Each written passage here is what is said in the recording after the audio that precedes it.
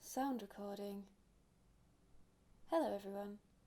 It's a wonderful spring day today, so the neighbour has a power tool out. Hello everyone, welcome to the first video in my series on dialectics. I've been wanting to do this for so long. Dialectics is a great topic, and so I thought, why not make a whole series of videos on it?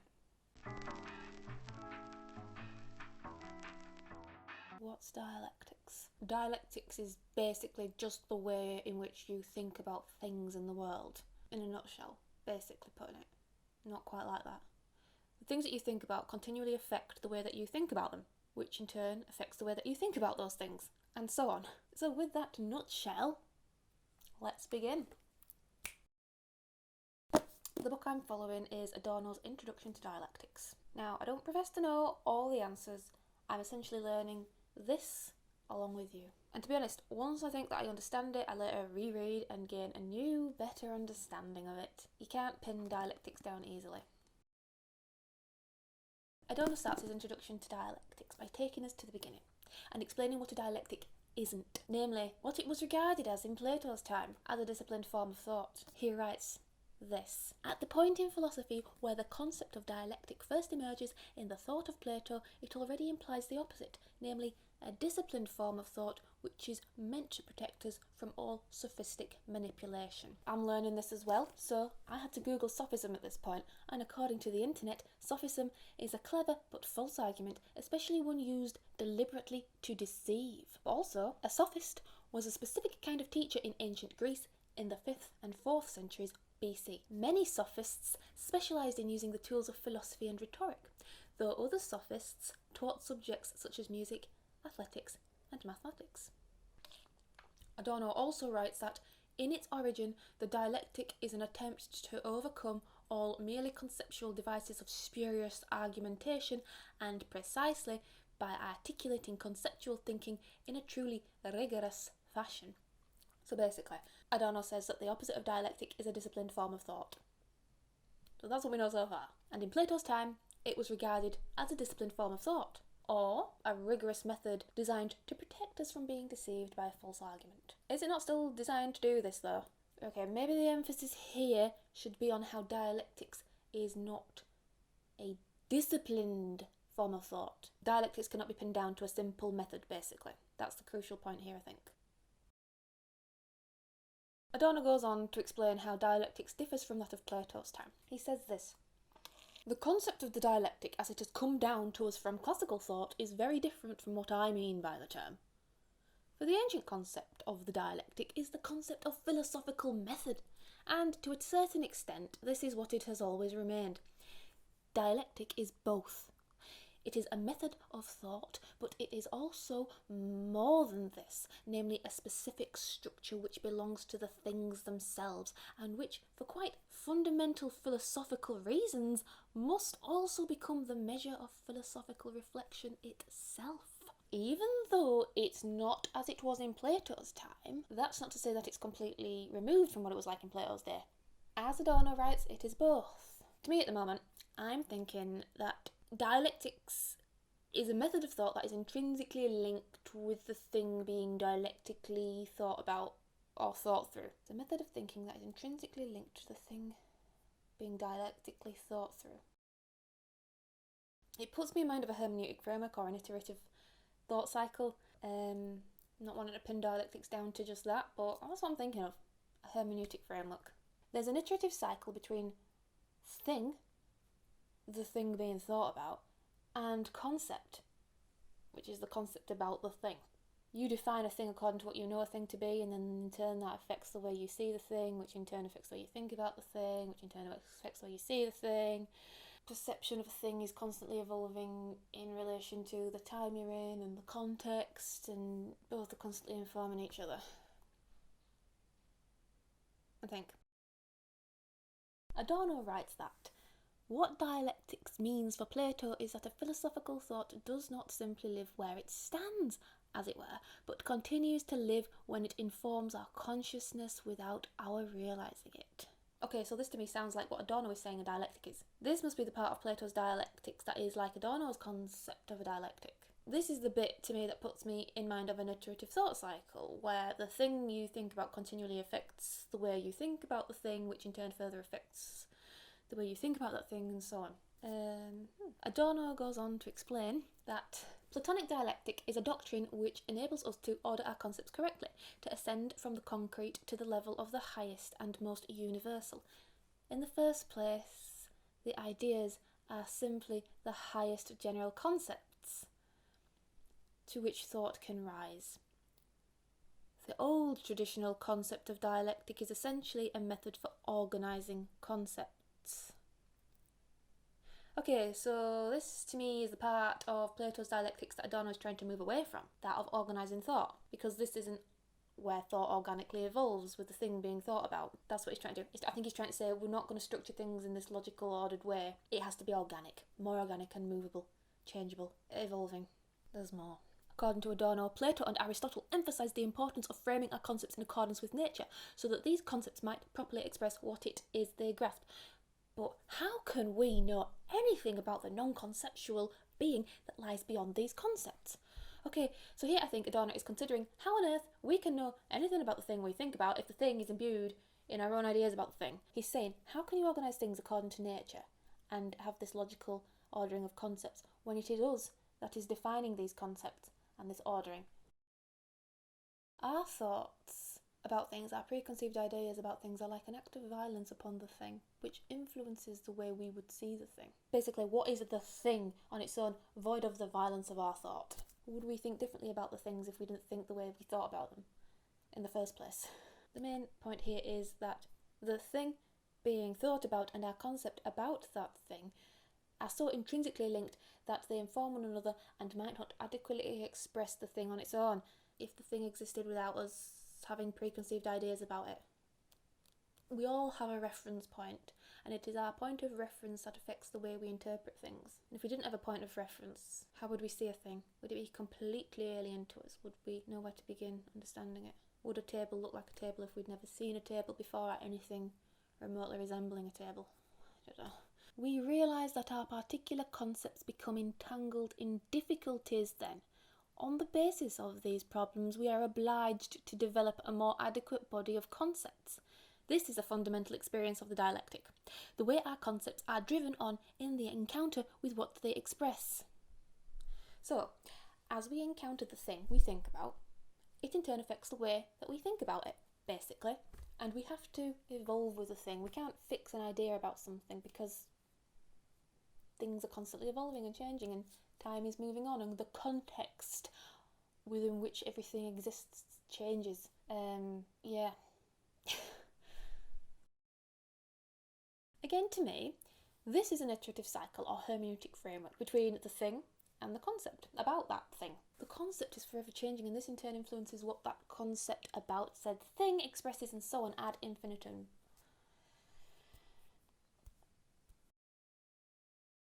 This might be how the dialectic is both a method and also not something that can be pinned down. Because although it does present a sort of framework for thinking about things, namely an iterative cycle, it is also constantly evolving and has to be applied to things in the moment. In this way, it isn't a method that can be fixed and just applied to everything. It changes within the context, basically, and contexts are not fixed. The dialectic is indeed a method which refers to the process of thinking, but it also differs from other methods insofar as it constantly strives not to stand still, constantly corrects itself in the presence of the things themselves. That explains it perfectly to me. I have a question now though. Was Plato's dialectic not organic like this then? How does Adorno's dialectic differ? Was Plato's more stationary basically?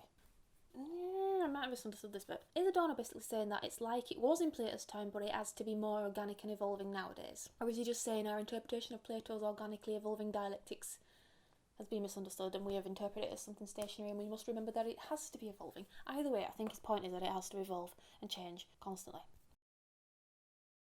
Okay, Adorno explains more here. Dialectic is the reverse of what it is generally taken to be. Rather than being simply an elaborate conceptual technique, It is the attempt to overcome all merely conceptual manipulation, to sustain at every level the tension between thought and what it would comprehend. Dialectic is the method of thinking which is not merely a method but the attempt to overcome the merely arbitrary character of method and to admit into the concept that which is not itself concept. So what I'm gathering from this is that a dialectic aims to avoid a solid definition because once the concept about a thing is fixed, it's not dialectic. By nature of what a dialectic is supposed to be, i.e. not fixed, changeable. An evolving relationship between the thing and the concept. And you mustn't think of dialectic as a solid method because that would imply that things are stationary and fixed. I think this dialectical thinking is supposed to be more of a critical approach to what we think we know about things, because what we think we know about things is governed by predefined concepts that we are constantly told to think every day. And so if you use dialectical thinking, it's basically like saying think for yourself. Furthermore, having such a limited view of a thing might not even be what the thing is about, from one moment to the next at least. How would we know? We only know what we know. And the thing that we know about lies outside our comprehension, physically. And our perception of it is influenced by our preconceived ideas about what it is in the first place. Notice how we keep going over the same point and bettering our understanding of it. I think he's written this dialectically. Well, he's written it dialectically, hasn't he? I think this is what it is. You keep going over the same point. I think this is easier than I'm making out. I think this is just simple. I think it's just use your common sense and realise that things aren't fixed. I think Adorno is saying that it's best to avoid any fixed ideas about anything and instead entertain a constant state of tension between the thing being comprehended and the concept about said thing. Basically, don't approach comprehension of anything with a predefined method for comprehending things, which would be an inherently limited way of thinking about the world. Keep an open mind. Be open-minded. I think he's just unpacking the mechanics of being open-minded. To think dialectically, comprehension must be in a constant state of flux between the thought and the thing you are comprehending. I feel nauseous. Truth is not simple. So what is truth? I don't know. It's like, how would you define something truthfully? That is its meaning, its existence. That's how you comprehend it. What we know isn't simple, basically. Adorno writes this. It is claimed that truth must always represent the simpler or primitive level, while what is more remote can only be a further arbitrary addition. This view assumes that the world is in the same facade it presents. Philosophy should fundamentally contest this idea. So here he's saying that no. People usually think that truth is this fixed idea and it's remote from the thing itself, and no, it shouldn't be like this. To think philosophically, we must constantly critique what we perceive and know that truth isn't simple or primitive, it is actually very complicated and dialectical. Basically, here, he's expressing the importance of having a constantly evolving tension between the thing being comprehended and the concept about that thing. This tension and dialogue between concept and thing would be the thing's truth. I think he's saying we can't really know what we know about the thing because it's all in our heads, so at least we can understand that what we know isn't what we know, and it's all to do with the thing itself and how our preconceived ideas influence the way we see the thing, and it's this constant sort of iterative thought cycle between the thing and the concept, and this is at least the truth of the thing. It's more the truth of the thing than having some preconceived idea somehow remote from the thing, because things change, times change, people change, ideas change. You have to move on, you have to evolve, you have to move with the times. And I think he's saying, well, at least the truth of a thing, if we cannot see it completely void of thought and preconceived ideas, the least we could do is see it as this dialogue between our own thoughts and the thing itself, at least. And that would be the thing's truth. He's basically saying you can't simplify something's essence into a fixed concept because this would have to assume that the world can be taken at face value, and it can't be. Things are incredibly complex and forever shifting, and Adorno says that philosophy should express this. He's trying to tell us to understand innate contradiction in things and to recognise thought's limitations. Adorno writes that in a conversation with Goethe, Hegel once described dialectic as the organised spirit of contradiction. Adorno explains this interaction in a bit more detail in the footnote of page 257, writing that Goethe had asked Hegel to explain what he understood by the term dialectic. The philosopher responded by saying that it is basically nothing but the regulated and methodically cultivated spirit of contradiction which is innate in every human being. You can read more about this conversation in Johann Peter Eckermann's Gespräche mit Goethe in den letzten Jahren seines Lebens. So, according to Hegel, we can say that the dialectic is a method of thinking, for sure, but a method of thinking about something that cannot be pinned down, simply. And in turn, it is his method of thinking that must be adaptable so that a state of constant tension can exist between concept and thing. At this point, I wasn't sure if Adorno was agreeing with what Hegel was saying about the dialectic or if he was building upon what Hegel had said, so I had to Google the difference between Adorno's and Hegel's dialectics, and I found this on the internet. Adorno shares Hegel's view that dialectical contradictions require reconciliation, but differs from Hegel on the nature of reconciliation. For Hegel, reconciliation unites differences into a whole. For Adorno, reconciled differences coexist as differences. So Adorno's all about the tension between the thing and concept just being the truth about the thing itself.